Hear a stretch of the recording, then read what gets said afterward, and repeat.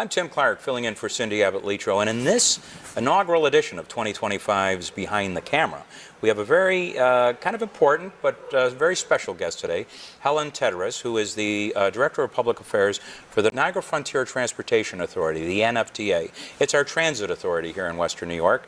They handle buses, airports, you name it, they handle it. If it's a public transit issue, it's always this woman's job to get things done, and we've done a lot of things in the movie business with the NFTA.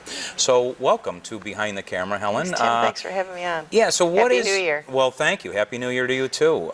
So tell us about the projects that you've been involved in. We're sitting here in the Niagara Falls Airport, which is pretty much vacant much of the time. It's like a giant back lot.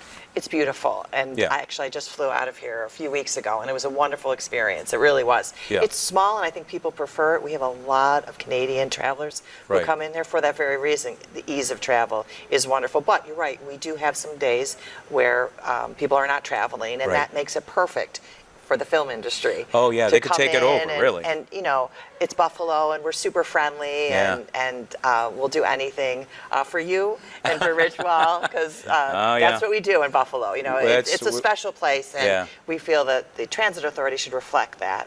Well, in this particular location, this airport, I mean, it has pretty much everything you'd see in a major airport, except it's much more accessible.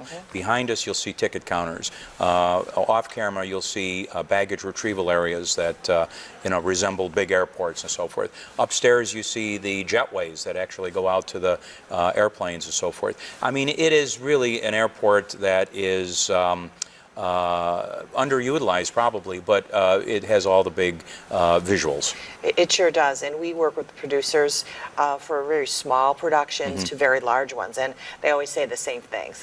Oh my gosh, this is great. We're Yeah. going to come back. Yeah. We do a lot of commercials here, Yeah. which you could see why, because Oh, there's sure. a lot of space, and we do try to be flexible and as good to work with as we possibly can. It's a big part of our mission. Well, you know, it's a hard thing to find airports in the United States that are available, and but you guys make it not just available, but you also make it affordable, and you work with different size productions, and it's really, as you pointed out, it's kind of fun still. It's a novelty here to shoot movies yet. Buffalo is known as the city of good neighbors, and we all kind of look after one another and nod our heads and just get it done, right? Yeah, it's true, and that's reflected in a lot of the comments that we receive from working with production companies. They say, everyone's so nice, they're so nice, Tim Clark's so nice, Rich Wall's so nice, and it makes a big difference in business. Yeah, it truly does, especially, you wouldn't think about, as you know, the Hollywood business. I mean, people like to work with nice people, Well, and nice it's that people little difference. and the ease of Yes, movement here. right. You can get anywhere in 20 minutes. Literally, we say that kiddingly, but it really is the truth. You can move around. We're sitting in Niagara Falls, which is really 20 minutes from downtown Buffalo. It's a pretty easy place to get to. And very close to Canada, which a lot of Exactly. people who come in here, a lot of the actors who we work with, Yeah. say, oh, it's really close to Canada. Yeah, it's and a quick I'm gonna drive from Toronto. Go to Toronto, Yeah. go to Niagara on the Lake, Yep.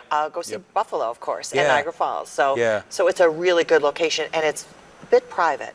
Yeah. It's accessible, but it's also a bit private, which people really, really like and take Yeah. advantage of. It's quiet. It's kind of off on the beaten path a little bit, where some airports are a little bit noisier or not as kept tucked away.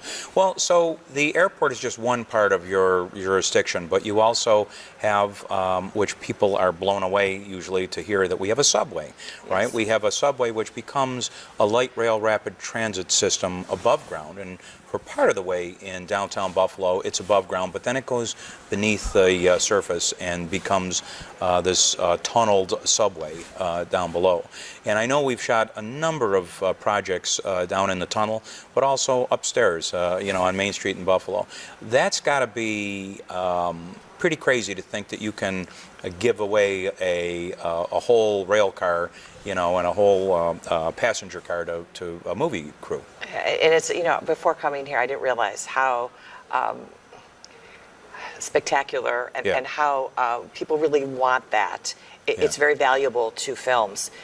And you see it. I think once I've been here for about 10 years, and it's funny because it's like, I see all these buses and subways in movies and Yeah. commercials. And you're Yeah, like, you don't think wow, about it, but really, yeah. right, you don't think about it till you're part of it. And what's interesting too about the rail, I'm a visual person as well. Yeah. The architecture around downtown Buffalo is so spectacular that people who are not from here, I think Yeah. we take advantage, we take it for granted, but these buildings are so amazing every time you see them, that when people come to film, they say, oh, this building is so beautiful, and they're different time periods. So you've got the Art Deco, you've got the Brutalist, which is our building. Right, is, is very different, and I think that's also, super attractive to producers. Well, in the case of a recent movie, or a couple of years ago at least, it was a large independent movie called Cabrini. You actually shut down the above-ground portion. I'm sorry. Yeah, I know. I mean, I think of the animals and the horses that Oh, were there, yeah, yeah. and our wrist people. I mean, we try to be, we do whatever we can, but they're like, Helen, they're animals. Oh my goodness, it was so. I think of it sometimes. Sometimes even when I'm walking by, I remember it being shut down, and there's electricity involved. Yeah, of course. With the above cannery, and yes, we shut it down because we'll do anything for you, Tim. So we shut it down. I'm really amazed at your agency, but also the Department of Transportation. I'm amazed they take my calls anymore. Exactly. When they say Tim Clark's on the phone, it's like, yeah, well, let's tell him I'm at lunch. And it's funny when you talk about the city of good neighbors. We were obviously we don't want to inconvenience our riders who are but we did have bus service when that was going on. But people were so excited. Our riders were so excited when that was being filmed. There was just such an excitement in the city of Buffalo and throughout Western New York. Oh, this film, and we were very excited. So we did not get a lot of complaints because people understood it was a Saturday, so they understood. They took the bus. So it definitely added, to the culture here and again, I don't keep saying excitement, but certainly it added but it is to exciting still. And as I say, in some cities, there's a lot of fatigue when the movie trucks move in and so forth. Here, instead of people running out screaming and shaking their hands, they run out with a tray of freshly baked cookies or something to give to the crew. It's kind of a different sort of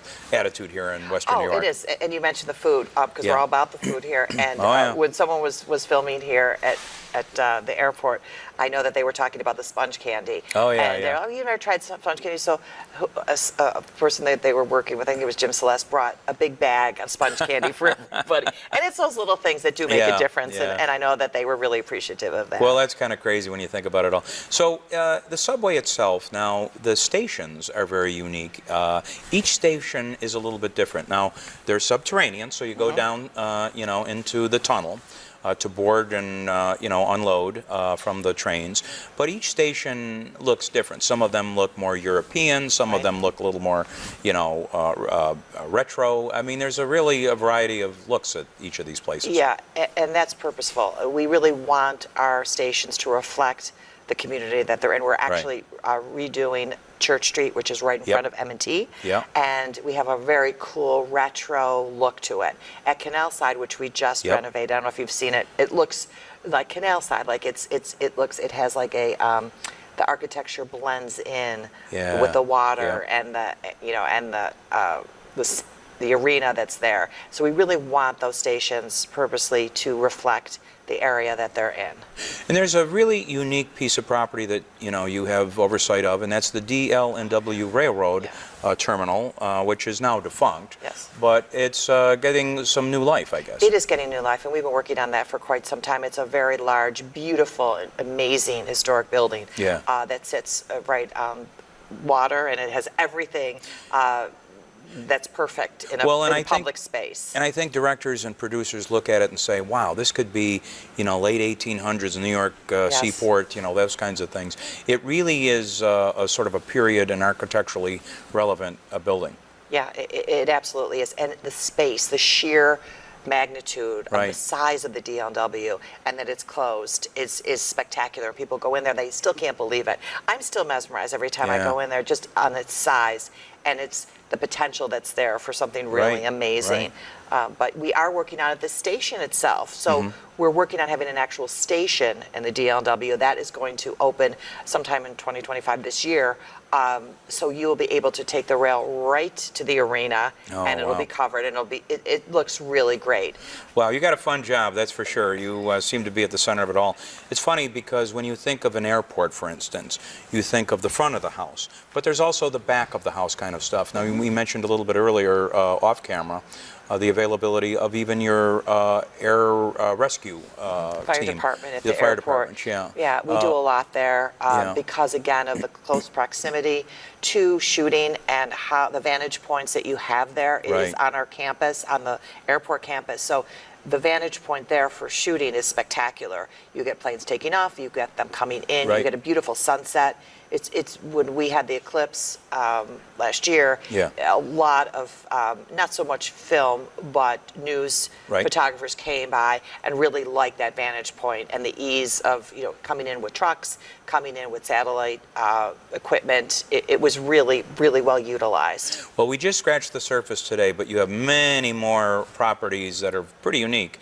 And we invite producers and directors to come to Western New York to work with you. So, well, listen, that's a great way to end this. And thank you very much for tuning in to this edition of Behind the Camera. We'll see you next month.